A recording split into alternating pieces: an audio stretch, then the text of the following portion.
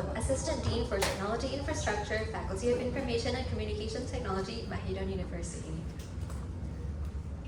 We will now wait for a few seconds until the debate starts as we wait for the other room. Very shortly. ที่เราสัญญาณเข้า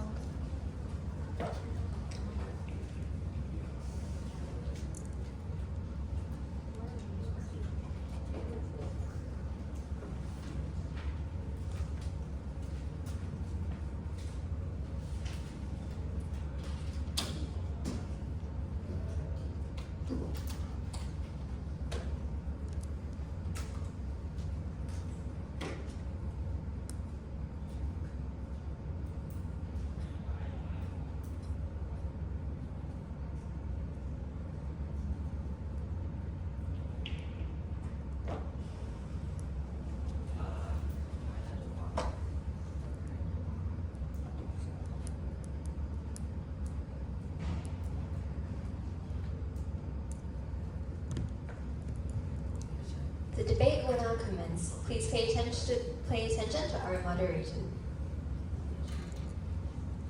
Okay, please listen carefully about the rules again.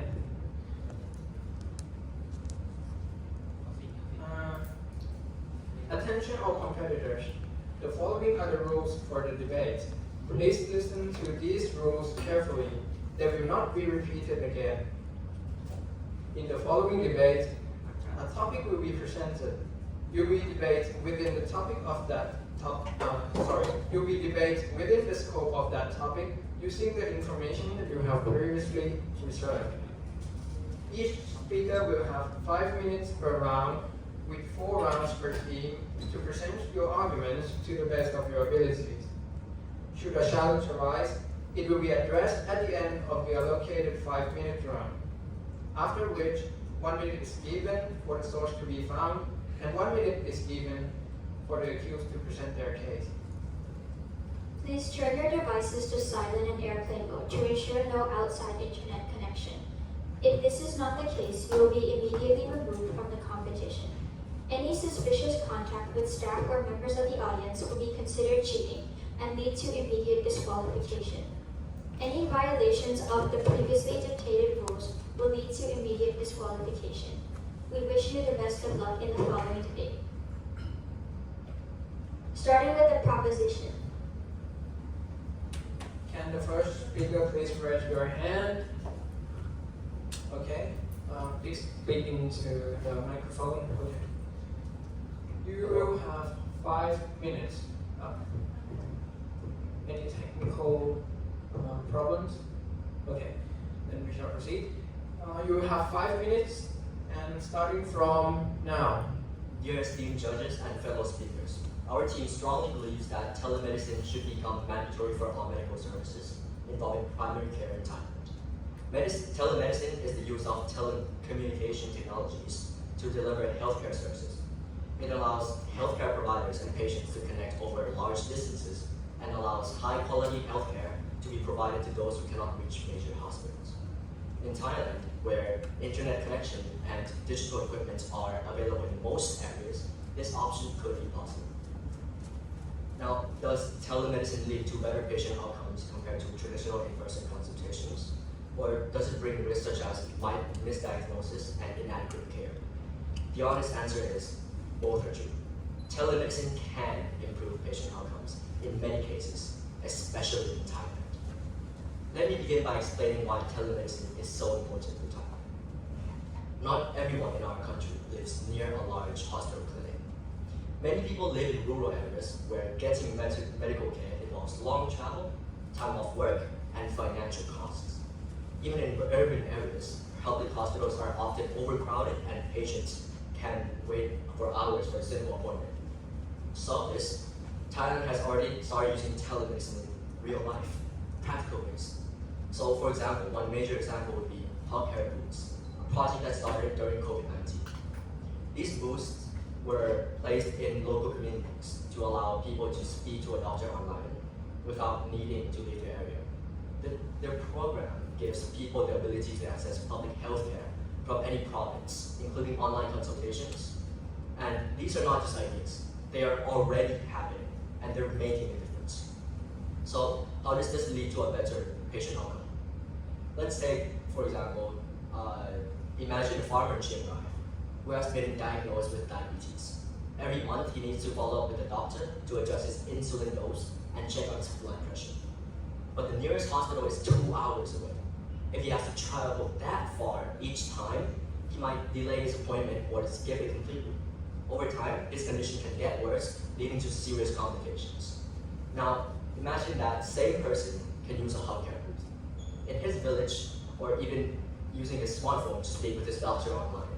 He saves time, money, and still gets the care he needs. The small change can prevent a big problem. This is what Johns Hopkins medicine refers to as continuity of care. When patients stay connected with their doctor regularly, they are more likely to follow treatment plans, manage their health better, and avoid hospital emergencies. That's a direct improvement in health outcomes. Telemedicine also helps to reduce pressure in hospitals. Many patients who visit hospitals only need basic services like prescription renewals, test results reviews, or follow-up questions. These can all be handled online. When this happens, hospital staff can spend more time focusing on patients with urgent or serious conditions. We understand that the risk of misdiagnosis is real and needs to be considered. For example, chest pain, swelling, or abdominal issues. It may need a doctor to check the body in person, right, for these physiological conditions. A video call in these cases might not be enough. If telemedicine is used in person when care is necessary, it could lead to mistakes in diagnosis and treatment. But this doesn't mean that telemedicine is unsafe. It just means that we need to use it the right way. For example, it's very useful for follow-ups, mental health consultations, medicine reviews, or managing long-term conditions. For more serious or unclear symptoms, doctors can still recommend an in-person visit. So, in conclusion, I want to leave you guys with an imagination to start. So please imagine a patient in a rural area. Their economic situation is not great, and medical infrastructure is far away from their home. With the benefits of telemedicine, it is possible to receive highly personalized care, as well as cut costs on transportation to the hospital. So instead of having no healthcare at all, wouldn't telemedicine be a great alternative in their daily lives? Thank you.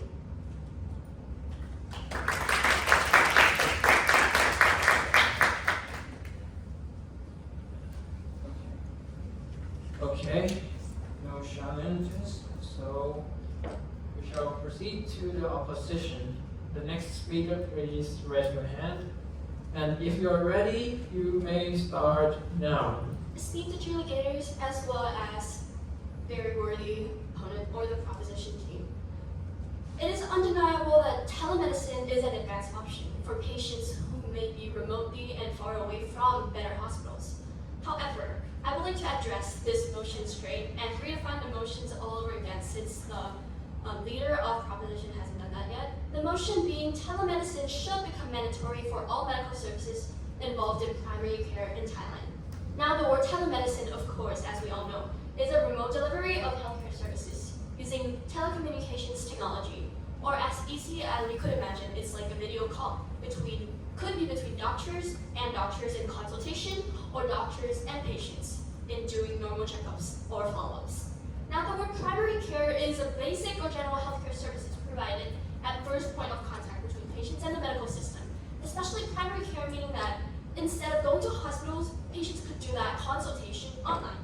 And now the most important word out of all for this motion is the word mandatory, in which it is defined as required by law or policy and is not optional. And of course, the leader of opposition has stated that telemedicine provides maybe a better outcome or maybe not a better outcome, because both could apply, and how rural areas might be more beneficial from the existence of healthcare booths and all the telemedicine, telecommunications technology. However, video call, is it really enough? The leader of proposition already stated it himself, that the video call is not enough. And yes, telemedicine should be an alternative, but should it really be mandatory? Does that mean that in-person checkups will not be existing anymore because telemedicine will be mandatory. Does that mean that all the patients will need, instead of coming to the hospital right away, we need to do processes through telemedicine before actually coming up with treatments, coming up with surgeries, and then they will go to the hospital later. Now, this is why I'm proud to oppose, and I would like to first mention about my first point. My first point being how the mandatory telemedicine would violate the patient's autonomy, both physically and of the patients. The word mandatory, as I said, is required by law and cannot be done otherwise. This means that the patient doesn't have the right to choose whether or not they could do in-care person or telemedicine. And because this has been done before in Thailand, of course, but it has never been mandatory or required. Let's see an example from the UK. The NHS has this policy called remote first policy, where patients are required to go through online forms and do some kind of platform before coming into personal visits. This could be hard for some of the patients because they reported that they have some difficulties accessing care because they feel alienated by the system.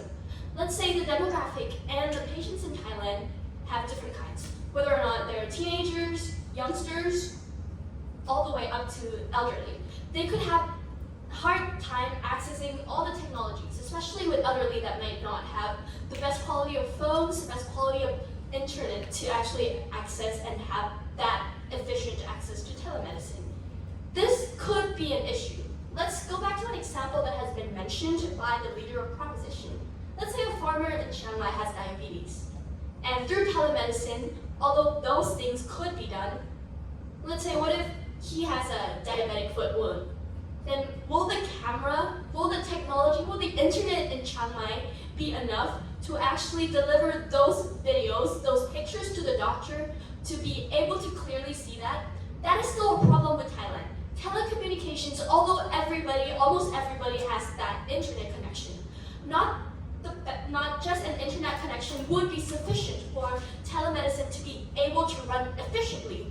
It needs to be a good quality of telemedicine, and that's the infrastructure that we need to fix and tackle first before actually coming up with a mandatory telemedicine system. Before making it mandatory like we are about to do, making it optional like we have now allows patients to choose whether or not they want the chances of meeting doctors in person or if they want to stay home and save the transportation cost and the time that they want. That is why I'm proud to oppose.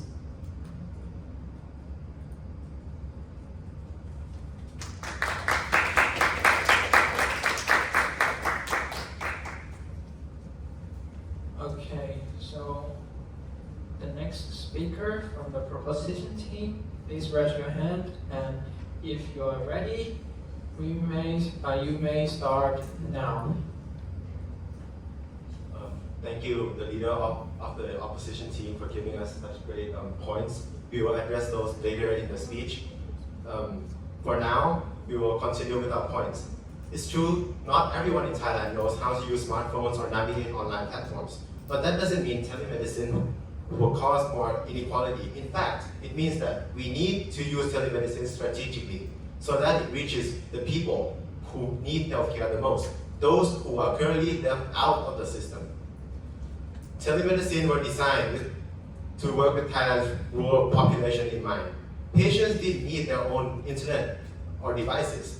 The booth was set up in places people already visit, like clinics and community centers, and staff were there to assist. This is how you can close the digital literacy gap. You don't expect every individual to be tech savvy, you build systems around them.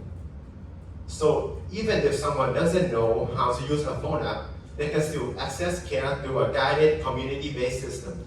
It's already been proven to work. Now, let's say we don't use telemedicine out of fear that some people won't be able to use it. What happens then? We go back to the same problem. Rural and poor communities remain isolated. People who can't afford transport or can't leave work for a visit go untreated. That's true inequality, and it already exists. Telemedicine doesn't create inequality, it reveals it, and gives us a chance to do something about it.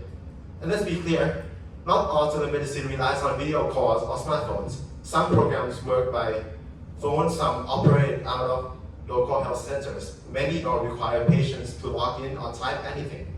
If we invest in them, in simple Thai language platforms, train community health workers, and use existing village health volunteers to help people connect, we can make telemedicine work even in places with low digital skills.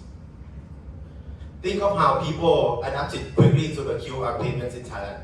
5 years ago, many older people didn't even use mobile banking. Today, even food stores accept e-wallets. Why? Because the system was made easy, and there was a need. The same can happen with telemedicine, especially when people see how much time, money, and energy it saves. And it's not just rural people who benefit. Urban workers with long hours, elderly people who can sit for hours in hospital lines, and caregivers who can't leave their homes. These are all people who gain access through telemedicine. Now, I'm not saying telemedicine is perfect, as the leader has spoken, but some patients will still need help through telemedicine. In fact, the biggest risk of increasing inequality is not using telemedicine at all. If we don't offer it, we are denying a valuable tool to people who could really benefit from it. To conclude, yes, there's a digital literacy gap in Thailand, but telemedicine, if supported properly, still improves accessibility far more than it increases inequality. Thank you.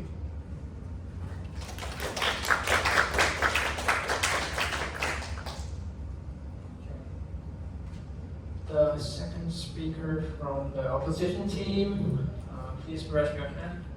Okay, thank you. Okay, and you may start now. Thank you, the proposition first speaker's opinion on the motion.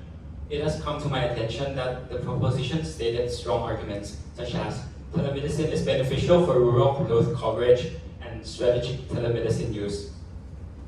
I would now begin by rebutting all of the mentioned arguments. First, the argument that telemedicine is beneficial for rural access is not entirely true. This is undermined by the fact that the current rural infrastructure in Thailand cannot support telemedicine well enough, as will be elaborated later in the main argument. Secondly, strategic telemedicine contradicts the mandate itself, as mandates require telemedicine to be implemented in all of primary care. It could prove to be troublesome instead. I will now move on to state my main arguments on why Thailand's infrastructure and digital divide could make mandates unfair. First and foremost, there are significant gaps in rural digital access. It is true that telemedicine has its fair share of advantages, but mandating telemedicine assumes that everyone has universal access to stable internet and devices. The reality is that Thailand's rural infrastructure is far behind that of urban areas, and the word mandatory is too much. The World Bank Digital Economy Report for Thailand shows that 10 million Thais lack access to reliable, affordable high-speed internet, and the gaps are even larger in mountainous northern provinces and southern border provinces. We should not impose telemedicine onto these regions. Rather, we should provide them with resources to adopt telemedicine at their own pace.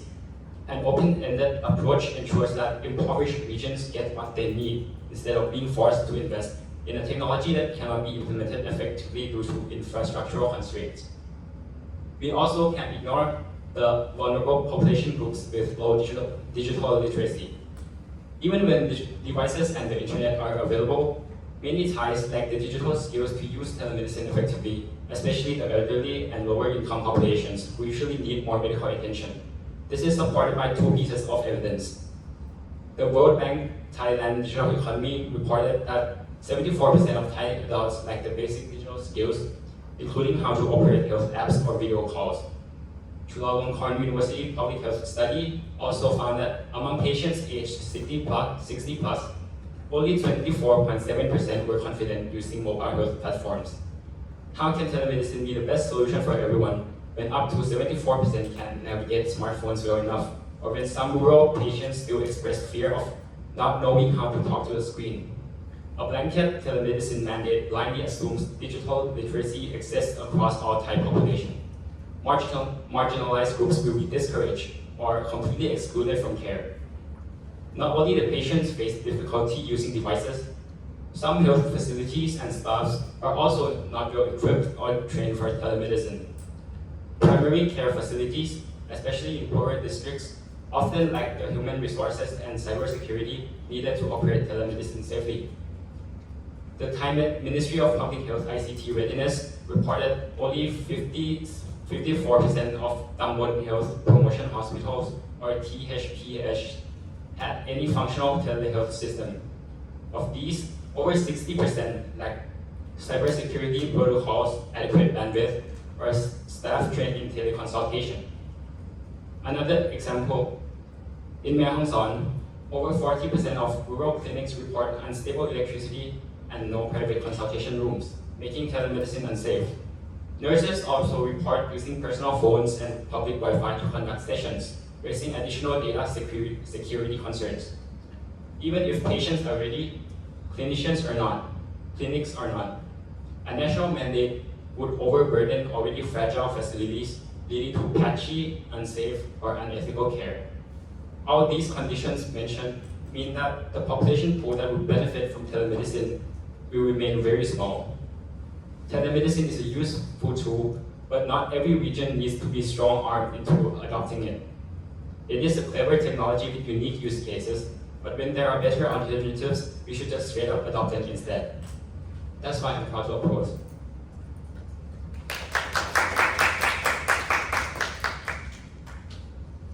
And now we will move on to the third speaker from the proposition team. Please raise your hand. Thank you. And if you're ready, you may start now. Good afternoon, Madam, Mr. Chair, esteemed judges, and fellow debaters. First of all, I would like to address the opposition leader point of telemedicine being mandatory. Making telemedicine be mandatory as a first-line or entry point does not remove the patient autonomy. Escalation into in-person care remains a built-in safeguard. A real violation of choice is not providing timely access to all due to distance, cost, or lack of providers. Mandatory medicine expands choice, especially for underserved patients. In short terms, this does not mean there are no in real-life checkups. It means that hospitals should be able to provide this as an option, not forcing patients to only do video calls. This is for patients who are unavailable to attend hospital, and their symptoms are not that worrying, such as regular checkups with no concerns. We cannot deny that individual health is the most important part of life, and that is why if a person has concerning symptoms, of course they will choose to attend hospitals. Next, to move on to my points. I'm here to argue, yes, the benefits of convenience and expanded healthcare access through telemedicine absolutely outweigh the cost of confidentiality and cybersecurity. Let's start with what really matters. Telemedicine gets people the care they need faster, easier, and more fairly. According to Johns Hopkins Medicine, patients today can use telemedicine to connect with the next available nurse practitioner or doctor without having to sit in a crowded room or travel a long distance. That's not only just convenient, it's critical for working families, people with mobility challenges, and those living from foreign clinics. And in some countries, telemedicine isn't just an option, it's a lifeline. Thailand has successfully rolled out programs like Hot Care Boost as mentioned early on. These systems use telehealth to connect patients in local communities with doctors online. As a result, hospital overcrowding has gone down, and people in remote areas now get regular checkup care they did not have before. That is not a theory, that is a proof. And it doesn't stop there. According to Forbes, even emergency medicine, a field we think of as hands-on, is adapting to telehealth. Hospitals now use teletriage, virtual consults, and e-follow-ups to help manage emergency rooms. And top universities like George Washington and Thomas Jefferson are training the next generation of doctors to lead in telehealth. That shows that this isn't temporary, it's the future of us. Now, let's talk about rural communities where lack of care is real and ongoing crisis. According to Rural Health Information Hub, telehealth helps small, isolated areas by connecting patients to specialists they otherwise would never see, reducing the need for long travel, improving follow-up care. Rural clinics can even partner with large hospitals to provide expert services remotely, saving lives and reducing costs. But what about the risks you mentioned? Privacy, cybersecurity, and digital inequality. Yes, I must accept, of course, those risks exist. But if the NIH warns about possible data breaches into video consultation, other sources mention that building unsafe access can be challenging. But let's put that in a perspective. Every digital system has risks. Banking, education, or even social media. But do we shut them down because of hackers existing? No, we don't. We build firewalls, update our policies, and train users. The same goes for healthcare. We already have laws like HIPAA that protect patient data, and technology that improves social security. Now, some say not everyone can use telemedicine, especially older adults or those with low digital skill. True, but again, this isn't a reason to abandon telehealth. It's a reason to expand digital education, improve broadband access, and invest in digital competence. As the Science Direct study recommends, the solution is not to slow down progress, but to bring more people along with it. Even during the COVID-19, when isolation increased, a UC London study found telehealth use among older adults to jump from 6 to 24%. That shows that this support that people can and will choose to adapt with telemedicine. So let me be clear. Firstly, telemedicine helps people who can't take time off work. It supports rural areas and reduces hospital overload. It expands access to specialists, and it does all this without needing people to leave their house. Are there risks? Yes. Are the risks bigger than the benefits? Absolutely not. There are challenges to solve, not reasons to stop. The bottom line in this is telemedicine improves access, save time, and bring healthcare to the people who need most. The risks are manageable and the rewards are massive. Hospitals like Bangdongla and Ravishi or even Siriraj have implemented this, so why not us? We develop this and scale it up as a whole. Thank you.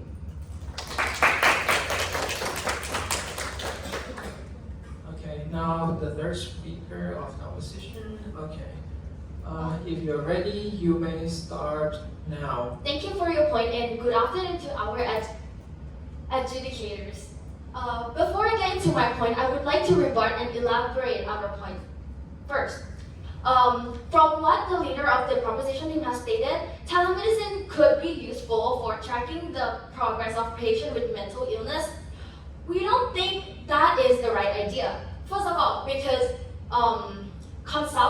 consultation needs patients to open up, and with this, it's better with face-to-face communications because it's easier to spot like the lie when the patient tries to lie or protect the truth, especially with patients with mental illness where they have troubles, have problems with open up and have sensitive symptoms to it. And even with online learning, people have hard time to pay attention and to understand.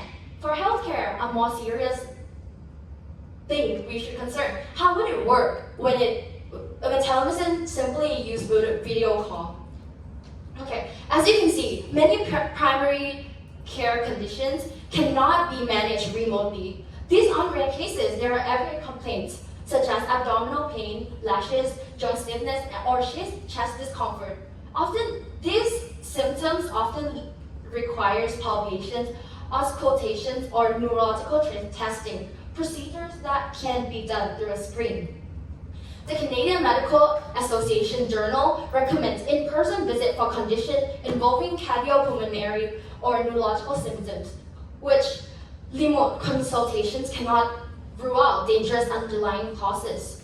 A study published by a Journal of Telemedicine and Telecare looked at 1,900 virtual consultations in the UK and found that 32% requires in-person follow-up due to diagnostic uncertainties. And even more striking, diagnostic accuracy dropped by 18% in telemedicine compared to in-person care when physical examination was needed. If you manage telemedicine, you forces the doctor to work with incomplete information. This means more misdiagnosis and more delayed treatment will happen. This increases even more risk in patients, in sensitive patients like elderly people. So when doctors can't physically examine the patients, they rely more on self-report and guesswork. In primary healthcare, this is very dangerous because you cannot confirm that patient will open up and communicate their symptoms effectively and efficiently. So this could lead to defensive or careless prescribing, especially when it comes to antibiotics. In a JAMA International Medicine study, over 526,000 virtual visits. 55% of telemedicine patients receive antibiotic compared to just 31% in person. This gap is real and it's simply dangerous. We can't feed the antimicrobacterial resistant simply because we don't have information enough. And unlike in urban hospital, rural type patients can't always come back to follow up. So a wrong decision online could lead to a permanent one. Again, chronic disease management often requires hand-on care. Thailand has a large population living with diabetes, hypertension, and COPD. And the problem here is that these conditions can be monitored accurately without blood tests, vital signs, or physical checks. Now, you might argue that, oh, basic equipments are easy to buy. Like, everyone have blood pressure monitors and glucose meter, but it's not true. Because according to Thailand's Ministers of Health, Public Health, over 61% of chronic disease patients in district hospital don't have access to home blood pressure monitors or glucose meter. So it's clear that virtual monitoring would be incomplete, inconsistent, and risky. Without the right tools at home, remote care chronic conditions rely on guesswork. Therefore, mandating telemedicine is a dangerous policy. We agree that telemedicine can be good if it is used properly, but we must be sure that patients and doctors have right to decide the best method for them. That's why we're proud to oppose. Thank you.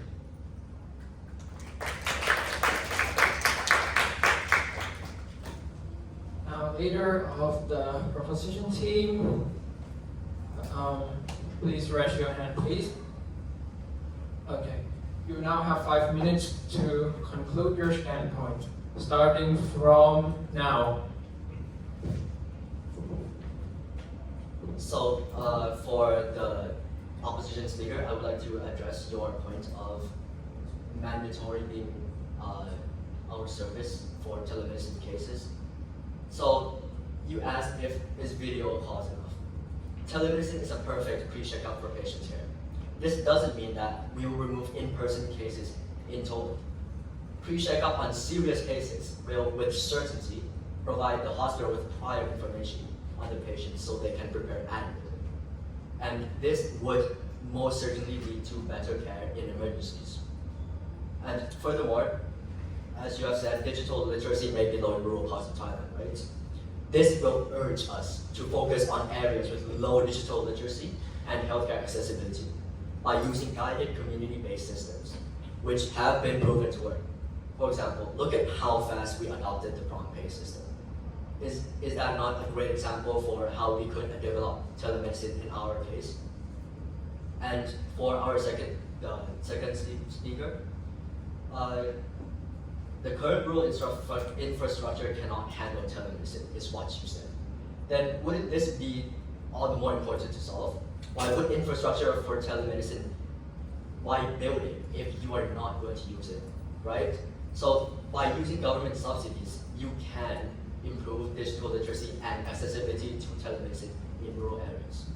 Furthermore, making telemedicine mandatory doesn't mean that it is a negative thing. Other than inconvenience, can the opposition provide other consequences that need be made aware? Even more so, using telemedicine will allow us to increase the standard of living all over Thailand. If it is money you worry about, aren't you disregarding core medical ethics values? We must always do our best for our patients. However, financial costs also call for solutions, right? We propose that we request aid from international organizations such as the WHO or the World Bank in subsidies if needed, of course. If we can improve our standard of living, the working populace would indeed be working jobs with more efficiency as well as spend less time off sick leave. This means that the money in GDP would eventually come back to us regardless. For the third speaker on the opposition, he said that face-to-face communication allows for better consultation to psychiatrists, right, for mental cases. This is completely wrong. In particular, I would like to highlight that telemedicine can also provide an alternative way for psychiatric patients, where they might fear a stigmatization of their condition, and therefore would prefer an on-screen connection with the doctor. Yes, complete anonymity cannot be guaranteed, but at the very least, it is most definitely less nerve-wracking than walking into a psychiatry ward by yourself. And let me ask you this. Would you want your patient to come in or not come in at all? So, you also mentioned in terms of accessibility for telemedicine, right? In terms of accessibility in receiving specialized care for non-communicable diseases such as diabetes, it is going to be in our best interest as doctors to help, right? And by this, I mean giving them some of our subsidies or funds to help them communicate or transport them to the nearest hospital. If the problem is the lack of equipment, then you must transport the patient to somewhere where they are accessible. So, yeah. And lastly, I'd like to share my experience as a volunteer at Siriraj Hospital. I had the opportunity to speak with many elderly patients, and time again, they expressed how grateful they were for the introduction of telemedicine.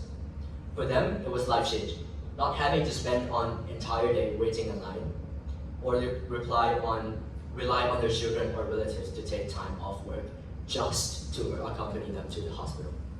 Doesn't their feedback speak volumes about how significantly telemedicine has already improved their lives? Thank you.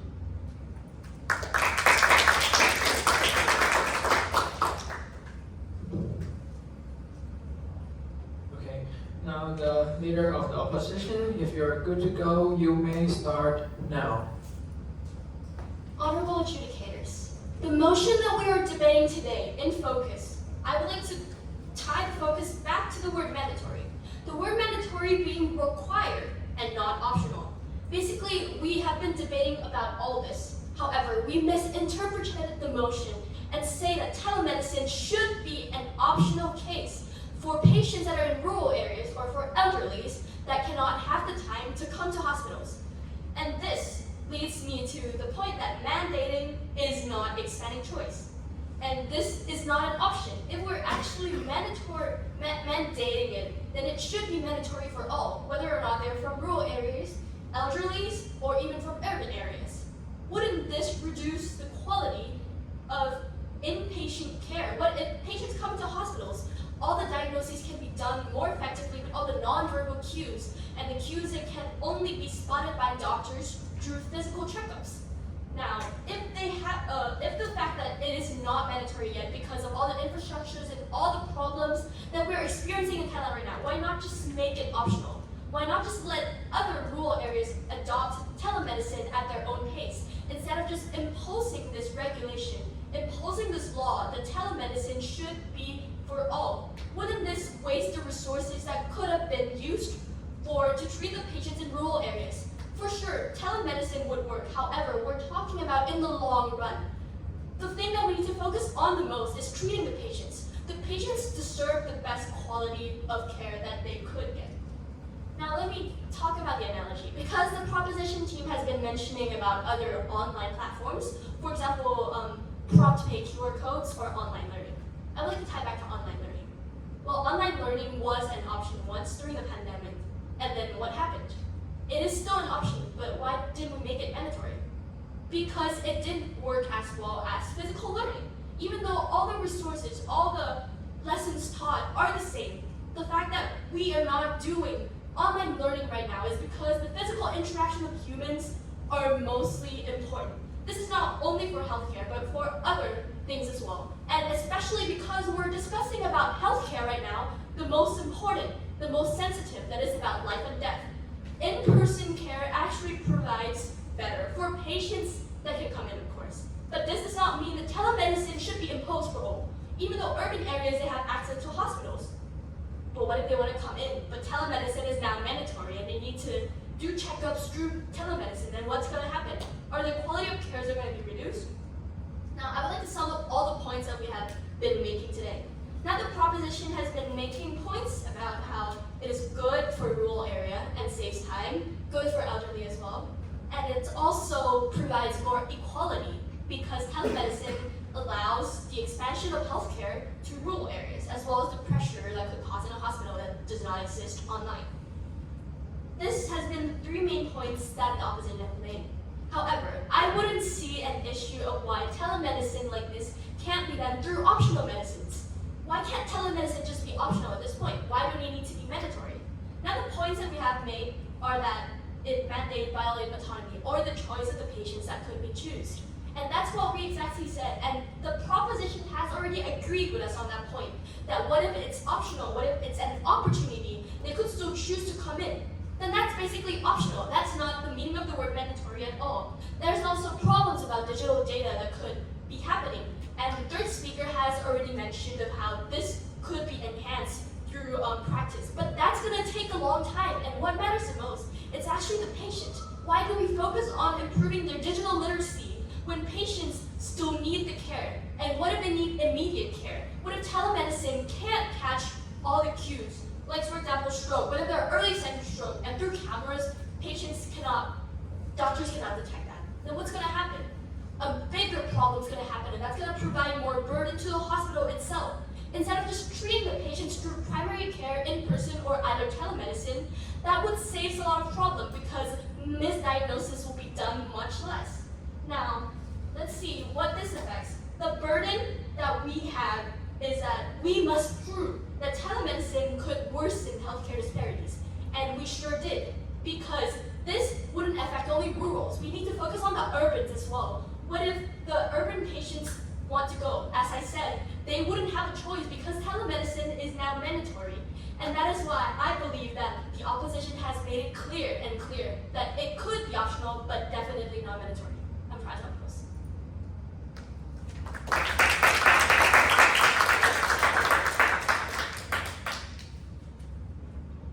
Thank you both teams for your insightful arguments. We will now like to invite our esteemed judges to provide their feedback and comments. Wow, you both are so good. When I listen to the proposition team, I totally agree, totally believe in what you just said. And then I listen to this team, and again, I totally believe in you. You both teams, you did a great job in research on these topics. And both teams give very reasonable, very meaningful arguments. And I don't know who's going to be the winner between these two teams, but you are both great. And the thing that I like in both teams is that you engage us. You engage us in your talk. I listen to every word that you spoke out. I listen to everything because you are like you have charisma, you have power in speaking, and you can bring us along with you. And the great thing that I like about both, that you work in teams. Whenever when someone is talking, the opposite team, I notice that you take notes, you consult with each other, and you bring that point into your arguments, which is a good debate. Thank you for both of you. It's a very pleasantful afternoon for me. Thank you.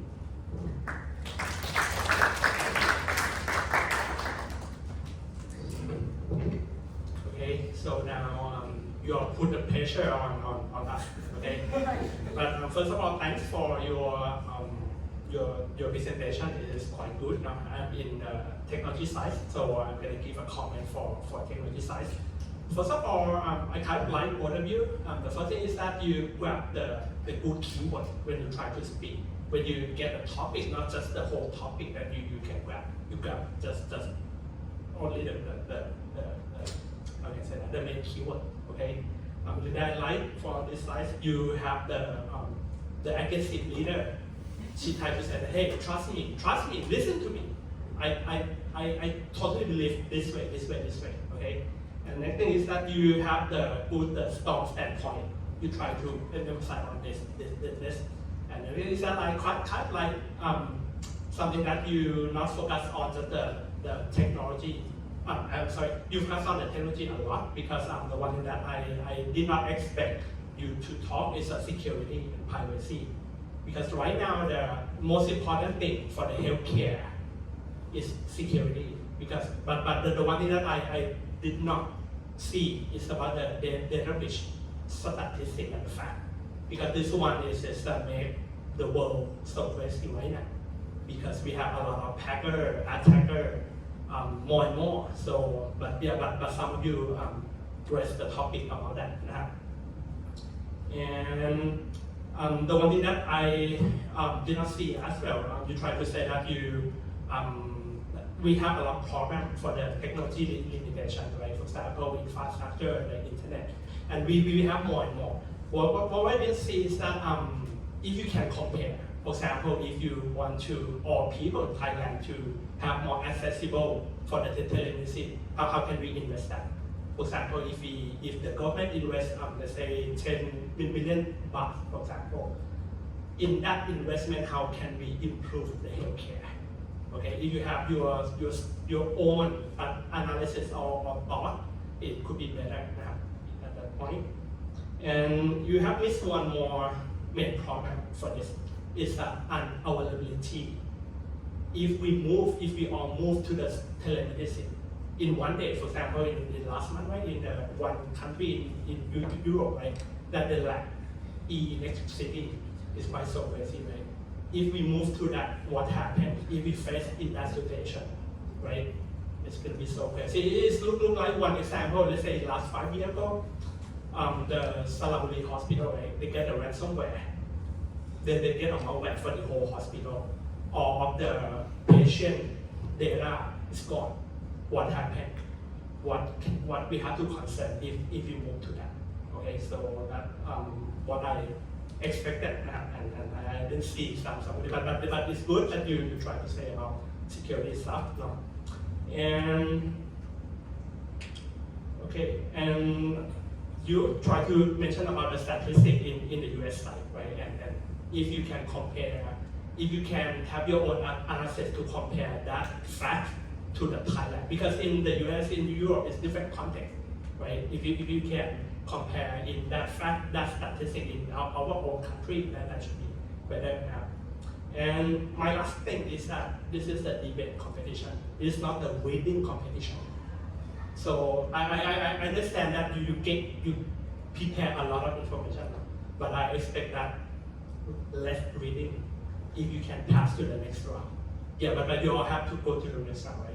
It depends on you're gonna go for the first place or the third place, but less reading. You try to, when you try to argue with another side, just use your own opinion, just add your own opinion, add your own analysis, not just only based on the fact or the statistics that you prepared before.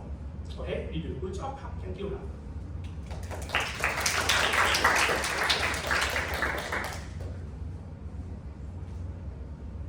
Hello, so thank you for the debate. I think it's a tough topic to debate on, and both teams did a good job. So I'll just say what I like when I heard you guys debating each other. I like the confidence when you like try to speak to each other and try to address each speaker for a point that you are trying to like oppose. The conversation was easy to follow, like for all of you, which is good. I think you guys like speak quite fast, but it's clear enough to follow. I'm impressed. Like I cannot do that. So props to you guys.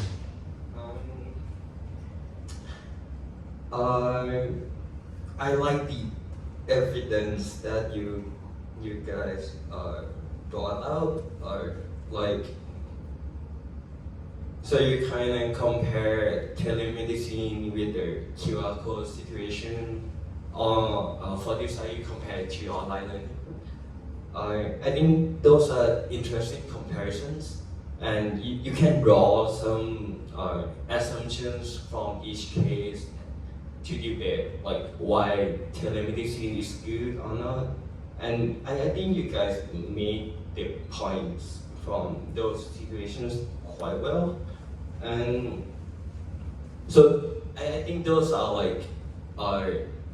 good case studies. It make us like think about the telemedicine deeper, and then you support it with stats from university research, just like John Hopkins University.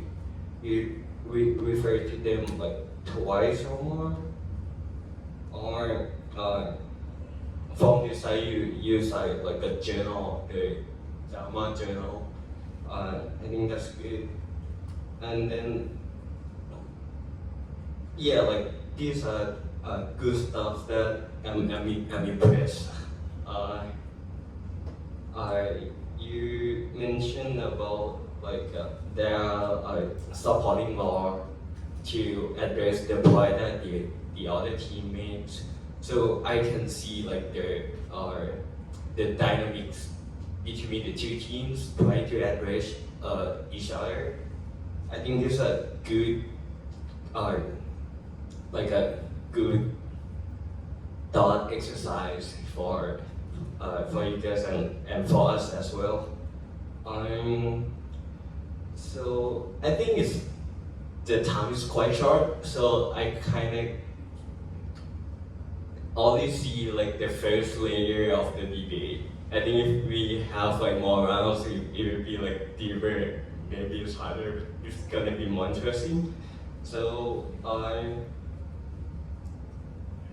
yeah, I think that's all the comments I have.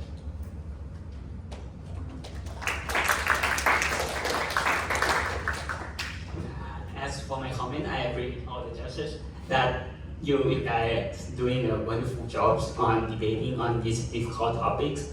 And the things I love the most is how you addressing the other teams on the point that the other team is making, and you provide enough evidence to support your point. So it is very difficult for us to judge because you both do a very wonderful job. And I think I want to add something about telemedicine that it should make this conversation more interesting. Is that is the definition of telemedicine, on how we define that it is a telemedicine. Do we define that the video call with the doctor is a telemedicine, or we have a definition of calling just a phone call with a nurse as telemedicine? I think it is you should have a common standing point on this to make this debate more like easier to follow and to be more onto the point. That is the point that I want to make. Thank you.